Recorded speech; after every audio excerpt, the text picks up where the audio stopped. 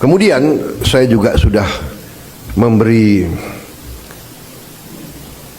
keputusan kepada unsur penegak hukum, Jaksa Agung, BPKP, Kapolri, dan Panglima TNI untuk menegakkan hukum dan aturan khususnya bagi perusahaan-perusahaan yang melanggar ketentuan-ketentuan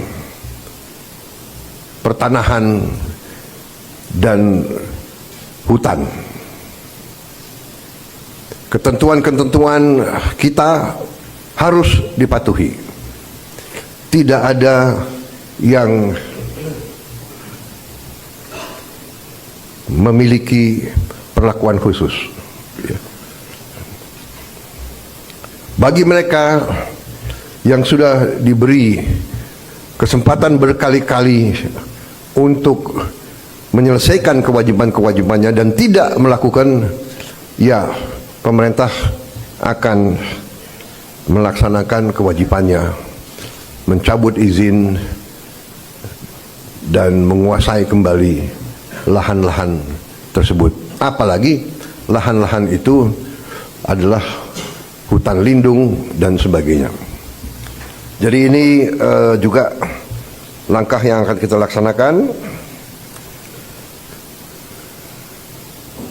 Saudara-saudara sekalian, saya juga sangat berterima kasih kepada banyak jajaran. Baru hari Senin kemarin saya mendapat kehormatan meresmikan 37 proyek strategis ketenaga listrikan nasional, mencakup 26 pembangkit listrik.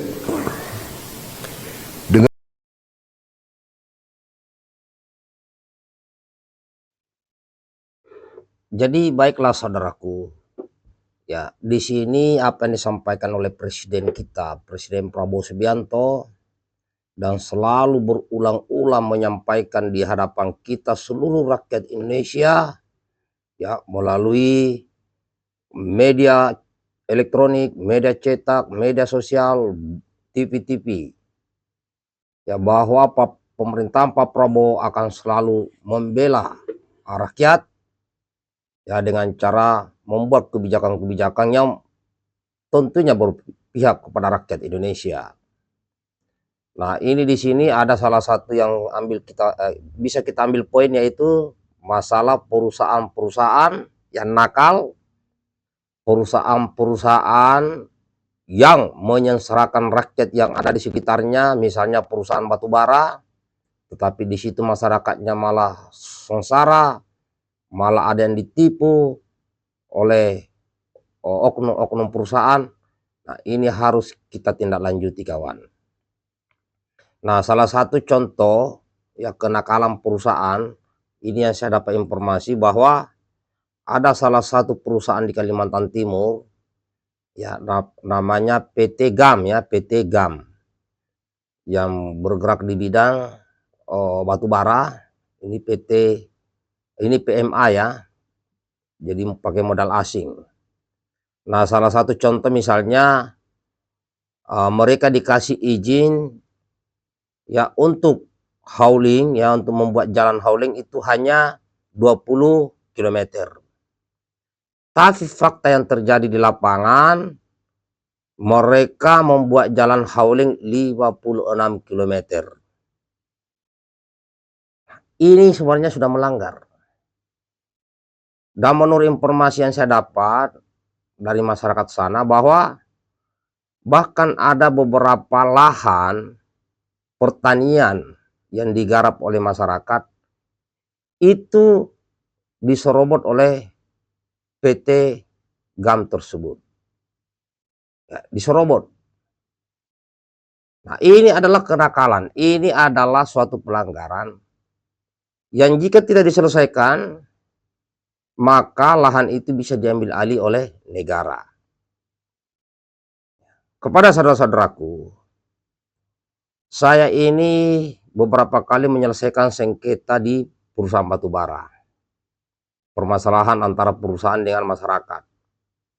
Ya, seperti dulu ada PT Gunung Bara Utama di Kutai Barat. Ya, PT Kedap Sayak juga ada di Kutai Barat. Ya, dan saya juga pernah kerja di PT DAP yang masuk ke PT Kideko yang ada di Kalimantan Timur di Batu Kajang. Nah, kalau saya lihat beberapa permasalahan seperti yang ada di PT GBU maupun mungkin di Kedap Sayak, ya Kedap Sayak ini kan di situ Korea ya. Ini bukan pelanggaran yang dilakukan oleh investor dari Korea.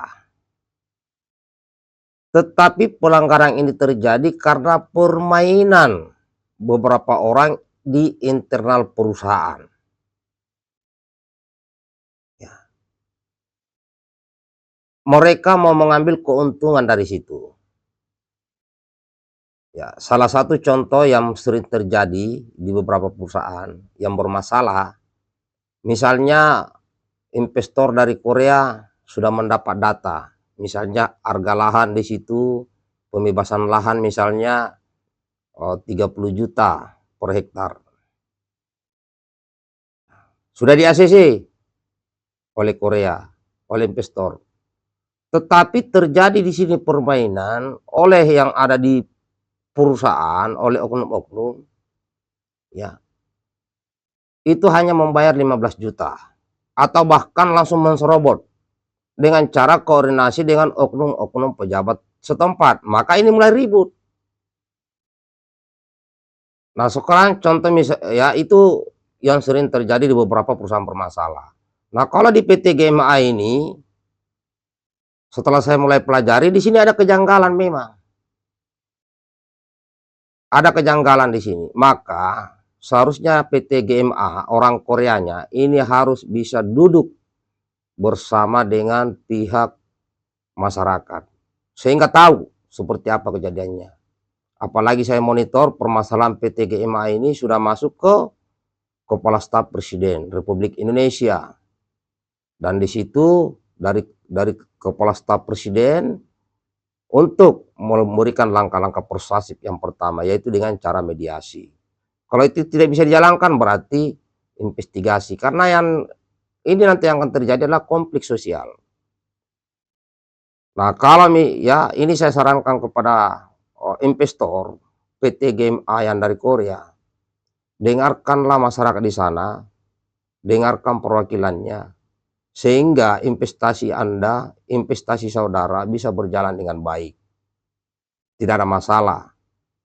Karena bisa jadi ada oknum-oknum di dalam perusahaan, oknum-oknum yang lama menyalahgunakan. Nah, berikan mereka ruang, sehingga kalian juga bisa mencari makan dan investasi di Indonesia. Karena negara ini tidak melarang investor dari luar, tetapi harus bisa saling menguntungkan. Jangan sampai ada rakyat Indonesia yang sengsara. Karena Pak Prabowo, Presiden Indonesia, paling tidak suka kalau rakyatnya menderita akibat daripada perbuatan semena-mena dari perusahaan itu. Ini saja kawan, kita akan menindaklanjuti perusahaan-perusahaan yang bermasalah, mencari titik tengah. Mantap. Baik yang videonya kawan.